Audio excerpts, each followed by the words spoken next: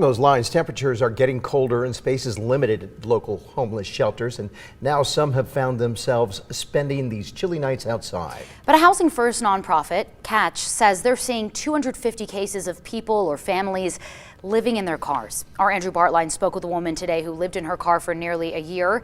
Good news is she's now housed through Catch. So, Andrew, this is fairly common. How did this success story come together? Well, Mark and Morgan, it started with a bad situation, and Catch says that isn't uncommon. Cassidy Landry says she moved to Boise. She got in a bad relationship and then lost her job. Within a month, she was kicked out of her rental and forced to live in her car.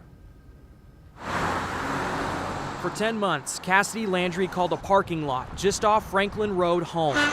And the intersection's traffic brings back old memories. Hearing these semis come, that's what would wake me up in the morning. Cassidy says living out of her car was the most exhausting and stressful chapter of her life. And today, she still lives with small reminders from her past. There's tape right here on my door, and it's all around. That's because when I would put blankets up in my window, the blankets would swoop down, and I didn't want anybody to be able to see. A shower, food, or even a place to go to the bathroom. Cassidy had nothing guaranteed as her son moved back to Texas to live with family.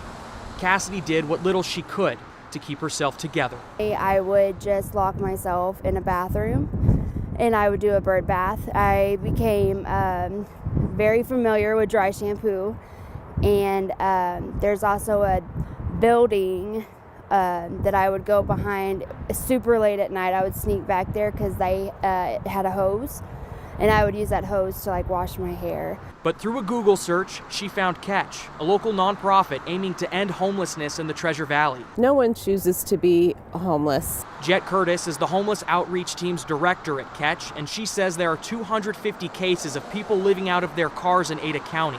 100 of them are families. The common thread there is that they are in crisis and they need all the help they can get. Cassidy was skeptical but made an appointment with Catch and stayed in touch with her case manager. In a few months, Catch found her housing. Cassidy has since had a daughter, and the whole family is back together. The stresses of, how I'm going to get my basic needs met. Instead, I have the stress of, my little girl is getting into my makeup kind of stress, which is the normal type of stress that people should have, not, how am I going to eat today? Cassidy's now a student at CWI pursuing a degree in social work, and she hopes to one day help others just like her find their footing. Find a home beyond a noisy Boise intersection. I don't know where I would be if they did not catch me, because there's no way I could have done it on my own. Catch says it cost them $7,500 and 11 months to end homelessness for somebody like Cassidy. And this month, Catch is part of a statewide fundraiser called Avenues for Hope. We'll have a link over to Avenues for Hope on our website at ktvb.com. So many heartbreaking stories. Luckily for her, for Cassidy, hers ended up coming out on the other side. We've heard so many stories that don't work out that well, so that's good. Catch. Thank you, Andrew. All right.